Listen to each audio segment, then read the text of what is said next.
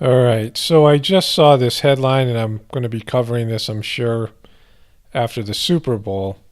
And this is Lady Gaga saying that Lady Gaga promises Super Bowl message of inclusion. And here's the quote: I believe in a passion for inclusion.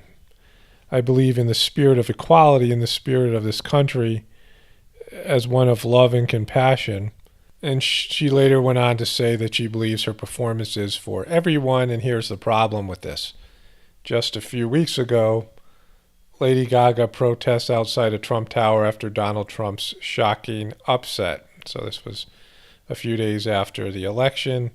She's been very vocal about Donald Trump.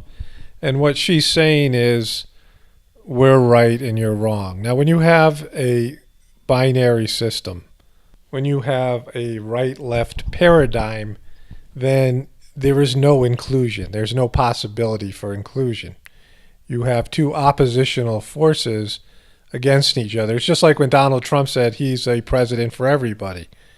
Everybody who accepts him as president and accepts his agenda and the policies he's going to put out there. And when you have a country built on opinions and division and people's rigid belief systems, because that's one of the problems you see. You see this in YouTube comments every day. You see that people have very rigid belief systems, and there's no room for them to be open to the opposite point of view or some other point of view. I come across this on a daily basis. And by including one group, you ultimately exclude another. And that's how our system works. The only way to bring people together, and it's not everybody, would be to create a common enemy. And that's what you saw in 9/11. And there was still only 80% support for some of those wars and things. So the bottom line is we have a divisive system. We have a divisive group of people. And with Lady Gaga, she has really gone in deep with the devil worship. She had that I swear to Lucifer comment that she said on the Jimmy Kimmel show. And then there's been all these things that she's done in videos, these satanic rituals, and this blood sacrifice stuff she did at one of the award ceremonies, the one that Taylor Swift was inducted into the Freemasonic order with the Kanye West thing. And so she has been someone who's been promoted a very controversial agenda, and she's divisive by her very nature. So it's disappointing, I think, when anybody just comes out and blatantly lies. And I think you could say the same thing for Donald Trump when he said he was going to be inclusive, because it's not possible. He won by division, and he has to rule by division.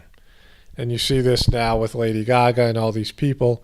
She won't say anything overtly against Trump, but she'll be doing things that aggravate the people in the Christian community and conservative people and all these types of things. It'll be interesting to see how this is going to play out.